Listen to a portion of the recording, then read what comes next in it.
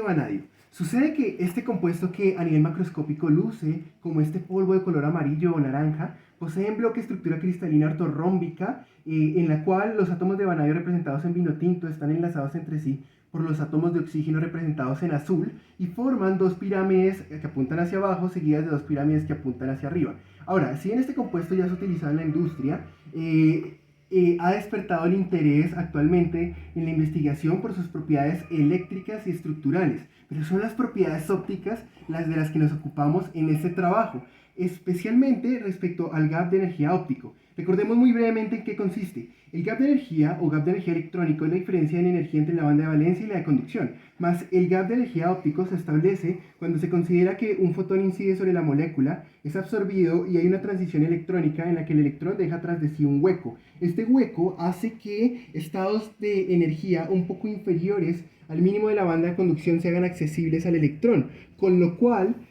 siendo el gap de energía electrónico Eg y el gap de energía óptico Eg menos esta variación en la energía por el hueco, se tendría que el gap de energía óptico es un tanto inferior al gap de energía electrónico, más en múltiples ocasiones ambos son aproximadamente iguales. Teniendo presente esta salvedad, se tiene que Tiagarajan y compañía han, por ejemplo, sintetizado nanopelículas de pentóxido de vanadio B2O5 representada aquí en amarillo con grosor T, que va de 1200 hasta 840 nanómetros y presentan gaps de energía ópticos desde 2.36 hasta 2.18 electronvoltios, como se resume en este eje de energías con los puntos que de hecho son parte de una gráfica de Tauc que se abordará con más cuidado en adelante. Entonces, este control sobre el gap de energía óptico que se puede tener a partir de los parámetros de síntesis de las nanopelículas en cuanto a su espesor podría ser favorable para el desarrollo eventual de sensores de luz en los cuales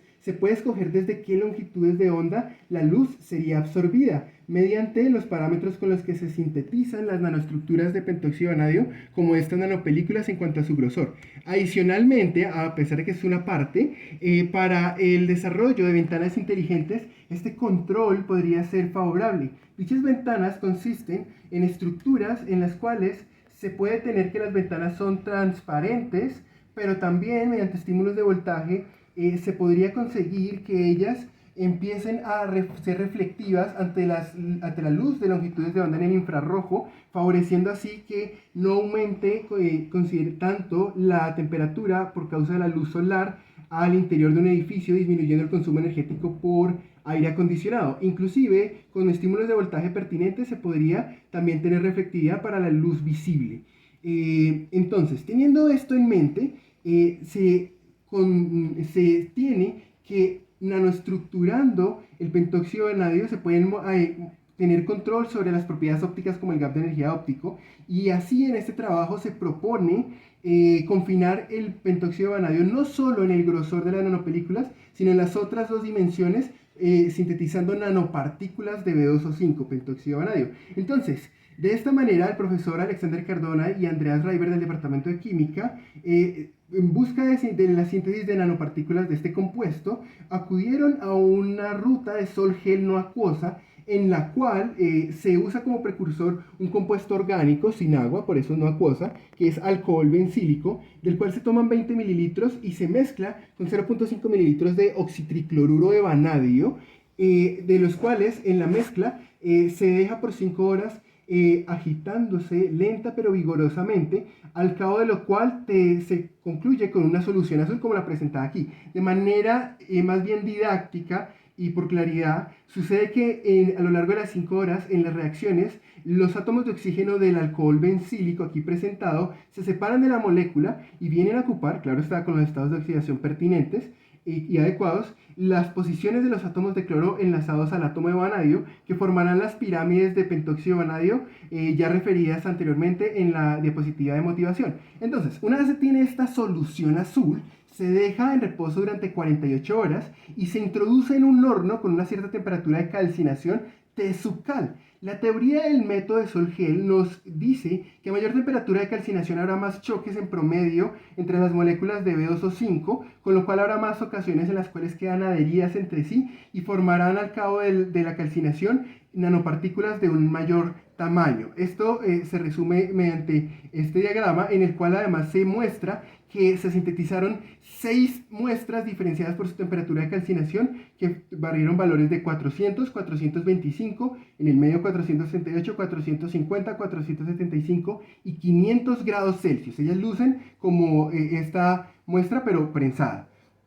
Están monodispersadas en forma de polvo. Entonces, surge la pregunta: ¿hay pentóxido de vanadio en las muestras sintetizadas? ¿Habrá impurezas? ¿Y qué características estructurales tienen? Entonces, para responder esto, el profesor Edwin Ramos llevó mediciones de rayos X, difracción de rayos X, en la Universidad Nacional de Colombia, con la cual se obtuvo estos 6 diagramas de difracción de rayos X presentados experimentalmente en rojo para cada una de las 6 temperaturas de calcinación, de los cuales se observa que todos los picos de difracción de rayos X coinciden entre sí y con por lo menos otros 3 autores para el pentóxido de vanadio. Más aún, el profesor Alexander Cardona llevó a cabo un refinamiento Rietveld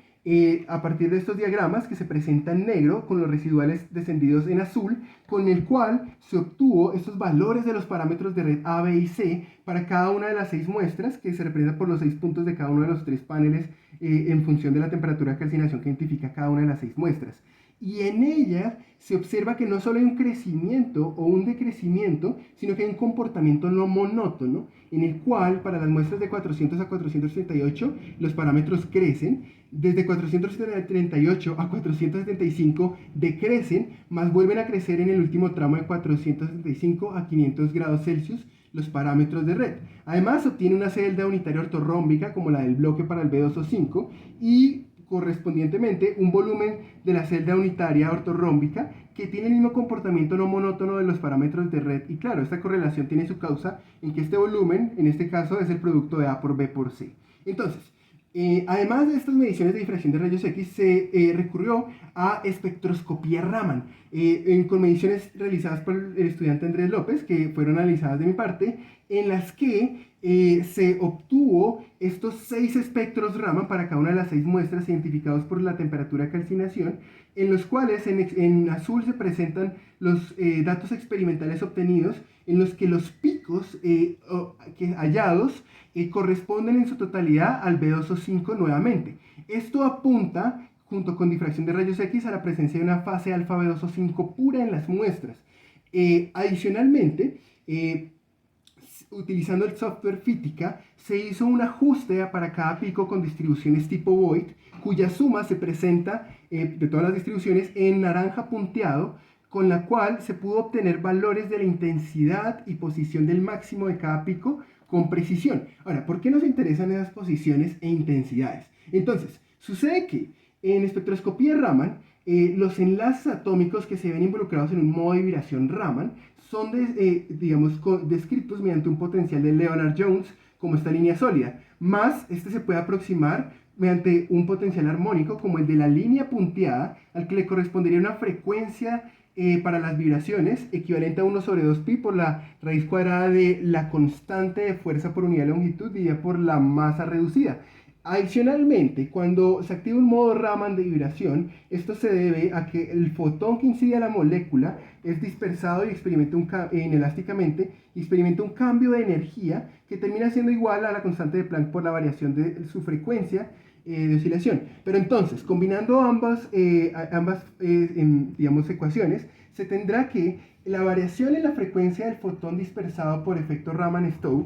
Stokes-Raman, equivaldrá a la frecuencia de vibración del modo Raman activado, pero a su vez esta variación de la frecuencia del fotón es la velocidad de la luz por la diferencia en los recíprocos de la longitud de onda, porque C sobre la longitud de onda es la frecuencia de oscilación. Pero esta diferencia en naranja es justamente el Raman shift o cambio de Raman o posición de los picos Raman. Entonces, teniendo en cuenta lo anterior, esta frecuencia a la que equivale esta posición por la velocidad de la luz termina siendo igual a 1 sobre 2pi por la raíz cuadrada de la fuerza que experimentan los átomos dividida por la masa reducida y dividida por la longitud del enlace atómico. Y sucede que esta fuerza da un valor dado de campo eléctrico es aproximadamente constante igual que la masa reducida y el 2pi y la velocidad de la luz. Entonces, en esta relación lo que está variando es la posición de los picos Raman o Raman shift y la longitud de los enlaces atómicos, con lo cual se tiene que la posición es proporcional al inverso de la raíz cuadrada de la longitud de los enlaces atómicos. Con lo cual, si en nuestras 6 muestras algún pico se corre aumentando su posición, corriéndose hacia la derecha, es porque la longitud estará disminuyendo. Adicionalmente, para que se active y se vea un modo de vibración Raman, es porque la polarizabilidad, ya me explico, está variando. Entonces, para explicar esto, consideremos cuando sobre una molécula se aplica un campo eléctrico, sucederá que se establecerá un momento dipolar eléctrico P, que va a ser igual a la carga de las zonas positivas y negativas de carga que se obtienen por la polarización, multiplicada por el vector D, que tiene magnitud igual a la distancia que separa ambas zonas de carga y que va de la carga negativa a la carga positiva. Entonces, se tiene la teoría de Raman que cuando un modo Raman se activa, y esto es, aumenta la intensidad Raman, es porque la polarizabilidad alfa, que es equivalente a este vector momento dipolar eléctrico, por unidad de campo eléctrico, está aumentando. Pero la carga es dada por las cargas de los átomos es constante y el vector campo eléctrico dado también. Entonces, esto señala que si la intensidad Raman aumenta, es a la larga porque la polarizabilidad está aumentando debido a que el vector D aumenta. Es decir, el vector momento dipolar eléctrico y su vector D están aumentando cuando aumenta la intensidad Raman, y esto significa que las nubes de electrones alrededor de los núcleos atómicos están variando su tamaño de alguna manera dada. Entonces, teniendo esto en mente, sucede que las posiciones de los picos, de 3 de los picos Raman que representan a las otras 6, tienen este comportamiento que crece de 400 a 478 y disminuye hacia 500 grados Celsius, similar al de las variables estructurales de difracción de rayos X. Esto se ve más intuitivamente en cuanto a que dado un espectro, las posiciones de los picos están corriendo hacia la derecha y luego hacia la izquierda, como dan cuenta las flechas con los colores debidos. Y además, cada pico de estos, cabe mencionar, representa un modo de vibración Raman. Por favor, fíjense en las flechas azul, rojo y naranja, que están sobre el átomo de oxígeno vanadil enlazado al átomo de vanadio. Representan un modo de vibración Raman, que en este caso son el azul, vibraciones de flexión, aumentando y disminuyendo la longitud del enlace, y en naranja y rojo vibraciones, anteriormente eran de tensión, y en naranja y rojo vibraciones de flexión, que son simétricas en rojo y antisimétricas en naranja. Entonces, sabiendo esto, se obtiene anteriormente que la posición de los picos Raman implica que está variando las longitudes de los enlaces atómicos. Adicionalmente, para estudiar la intensidad, dado que los espectros de las 6 muestras varían diferentes valores de intensidad, estas se normalizan en cada espectro respecto al valor de intensidad del pico máximo, dividiendo cada punto de intensidad por su intensidad máxima, y se obtienen estos valores para los 9 picos y modos Raman, en los cuales se observa nuevamente un comportamiento que tiende a crecer de 400 a aproximadamente 438 y a decrecer desde esta última temperatura hacia 500 grados Celsius. Entonces, no solo se tiene este comportamiento similar, sino que se establece un mínimo local aproximadamente sobre 438 grados Celsius. Entonces, este comportamiento similar entre los parámetros de red A, B y C, el volumen de la celda unitaria, la posición y intensidad normalizada Raman, establecen una correlación que podría tener su causa en que, si de acuerdo con las posiciones Raman, están variando las longitudes de los enlaces, y aún sobre esto, de acuerdo con estas intensidades normalizadas, está variando el momento dipolar eléctrico de cada uno de los átomos involucrados en un modo Raman, es decir, están variando el tamaño de las nubes electrónicas tal que hacia 438 toman un cierto valor. Estas variaciones en la nube de electrones podrían relacionarse con las variaciones en el volumen de la celda unitaria observadas con difracción de rayos X. Pero no contentos con esto, vamos a nuestro objetivo fundamental, que es el conocimiento del gap de energía óptico. Para esto se recurrió a mediciones de espectroscopía ultravioleta visible realizadas en el Laboratorio de Nanomateriales liderado por la profesora Jenny Hernández y con la dirección del profesor Robinson Moreno del Laboratorio de Nanomagnetismo, en las cuales para las 6 muestras se obtuvo estas 6 curvas de absorbancia contra longitud de onda representadas con cada uno de los colores, en las cuales nos permitirán obtener el gap de energía óptico siguiendo el método de Tau, que en primera instancia implica un cambio de ejes donde el eje de ordenadas vertical de absorbancia se cambia por el de la relación de tau que envuelve este factor, HC, la constante de Planck por la velocidad de la luz, la longitud de onda de la luz incidente a la muestra y pues la absorbancia y la longitud que recorre la luz dentro de la muestra que está en polvo pero diluida en un líquido que es isopropanol, un alcohol transparente. Adicionalmente, el eje de abscisas horizontal con la longitud de onda de la luz incidente a la muestra diluida se cambia por el de la energía de la luz, que es hc sobre lambda, o h por la frecuencia de oscilación. Con este cambio de ejes se construye esta gráfica de tau que describe la curva de la relación de tau en azul, que contiene esta absorbancia sobre la longitud recorrida por la luz o coeficiente de absorbancia alfa, que aumenta con este crecimiento, digamos, umbral, porque los fotones tienen a partir de estas energías, están cerca al valor del gap de energía óptico. Entonces, el método de Tau predice que describiremos este crecimiento umbral de la relación de Tau de la curva azul mediante una regresión lineal que extrapolamos hasta el eje horizontal de energía de la luz incidente, donde se indica el valor del gap de energía óptico. Entonces, teniendo esto en cuenta, en este trabajo, para las 6 muestras se halló a partir de las curvas de absorbancia las gráficas de Tau de cada una, y estas gráficas de Tau, cabe mencionar, se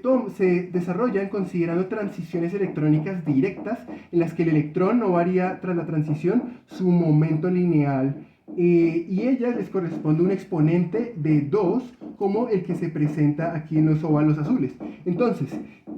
como se puede observar, a partir de la regresión lineal respectivas, se obtienen valores del gap de energía óptico para las 6 muestras, que se resumen en esta gráfica, donde se aprecia una variación del gap de energía óptico apreciable, considerable mejor, de 1.01 electronvoltios entre la muestra de menor y mayor temperatura de calcinación. Además, se evidencia lo que parece ser un mínimo local del gap de energía óptico entre las 6 muestras. Entonces, para establecer la certeza o exactitud de estos valores obtenidos, se recurrió a un método explicado por el profesor Alexander Cardona tras diálogos con los miembros del laboratorio de nanomagnetismo, en el cual se toma nuevamente la curva de la relación de Tau en azul, pero esta vez con puntos, y se hace una regresión lineal alrededor del punto de inflexión de la curva en azul, con el cual se establece una zona naranja en la que se puede hacer la regresión lineal para hallar el gap de energía óptico según el método de Tau, porque, y es delimitada considerando una cierta tolerancia entre la regresión alrededor del punto de inflexión y la curva en azul. Entonces, considerando todos los posibles conjuntos de puntos que hay en esta zona naranja, identificados cada uno por el número de puntos de la regresión y el punto de energía en el cual inician, se calcula el gap de energía óptico para cada uno de estos posibles puntos que están delimitados en la zona naranja, y con estos valores del gap posibles se halla la desviación estándar con la cual se calculan las barras de error de estos valores del gap de energía óptico. Esto acredita el comportamiento con el descenso mayoritario 1.01 electronvoltios, además de el mínimo local sobre 438 grados Celsius. De esta manera, permítanos modelar el decrecimiento de 1.01 electronvoltios mediante esta regresión lineal en verde, con la cual está en estudio, pero, y de acuerdo con Sergio Corral y compañía en el laboratorio de nanomagnetismo, posiblemente podría deberse a la formación de vacancias de oxígeno en el pentóxido de vanadio, pero esto está en estudio, y en medio de este decrecimiento se establece un decrecimiento que se atribuye, se correlaciona al producir el mínimo local de 438 con las variables estructurales y que contribuye en 0.28 electronvoltios. Entonces hay una correlación entre las variables estructurales y el gap de energía óptico en su contribución de 0.28 electronvoltios, que podría tener su causa en que si están variando el tamaño de las nubes de electrones, variarían los estados y sus energías accesibles a los electrones, con lo cual variaría la energía entre la banda de valencia y la de conducción, es decir, el gap de energía óptico. Entonces, a modo de conclusión, en este trabajo, de acuerdo a la correspondencia de los picos de difracción de rayos X y espectroscopía Raman, se sintetizaron 6 muestras que apuntan a tener una fase alfa B2O5 pura. Hay un decrecimiento de 1.01 electronvoltios apreciable entre las 6 muestras. Adicionalmente, se calculan las barras de error como se describió anteriormente y se estima una contribución estructural de 0.28 electronvoltios en medio del crecimiento mayoritario de la regresión lineal en verde, y además se establece una correlación entre los parámetros de red, el volumen de la celda unitaria, la posición e intensidad normalizada de los picos Raman y la contribución estructural del gap de energía óptico, que tendría su causa en las variaciones de las nubes de electrones y las longitudes de los enlaces atómicos, como se describió anteriormente. Quiero agradecer muy brevemente a los profesores del laboratorio de nanomagnetismo, y a todos los que han contribuido y especialmente también a mi familia, amigos y por supuesto a Dios. Muchísimas gracias.